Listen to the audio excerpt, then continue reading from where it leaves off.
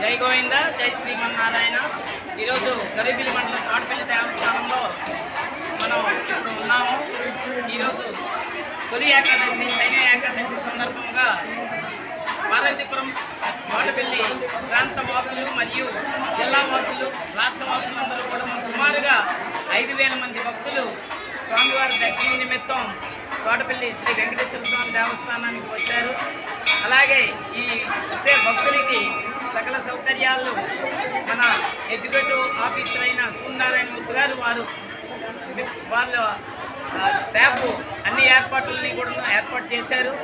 భక్తులకి అసౌకర్యాలు కలగకుండా మంచినీరు, షెల్టర్లు కూడా ఏర్పాటు చేశారు. అలాగే తోటపల్లి దేవస్థానం గ్రామస్తులు అక్కడ భోజన సౌకర్యం కూడా ఏర్పాటు చేశారు. జై గోవింద, జై శ్రీమన్నారాయణ.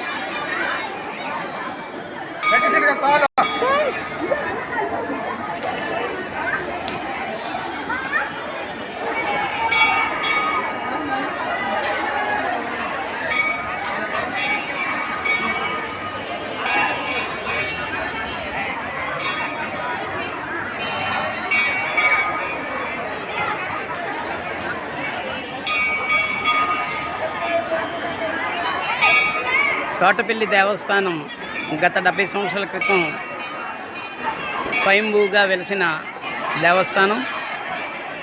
కాలక్రమేణా కొన్ని అనివార్య కారణాల వల్ల శిథిలమైన దాన్ని గత 3 సంవత్సరాల క్రితం తోటపల్లి టెంపుల్ డెవలప్మెంట్ సేవా ట్రస్ట్ అనే ట్రస్టు డాక్టర్ పార్నాయుడు గారు వ్యవస్థాపకులుగా ఏర్పాటు చేసి ఈ పునర్నిర్మాణాన్ని తన భుజస్కంధాల మీద వేసుకొని పునర్నిర్మాణం జరిపించారు.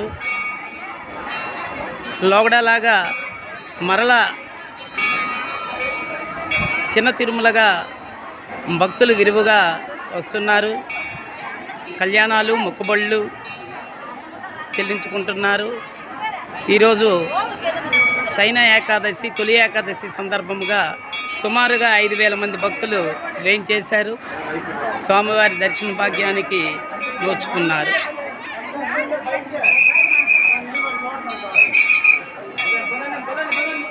జై గోవింద, జై గోవింద.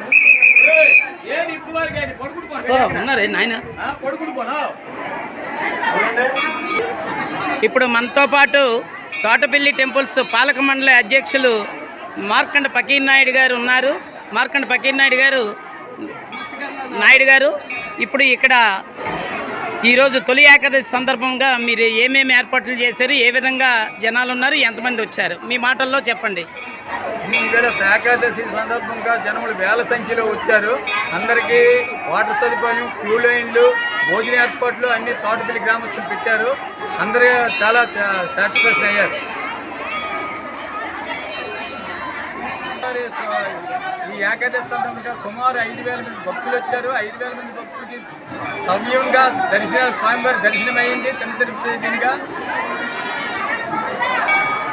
చెప్పండి. దర్శన భాగ్యం అయ్యింది. అందరూ సంతృప్తిగా వెళ్ళారు.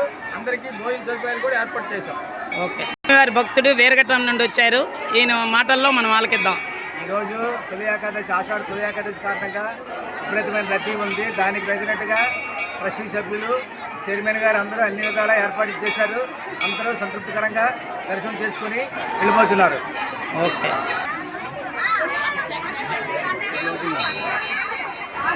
మూడు రెట్లు ఎక్కువ లేదు మనకైనా.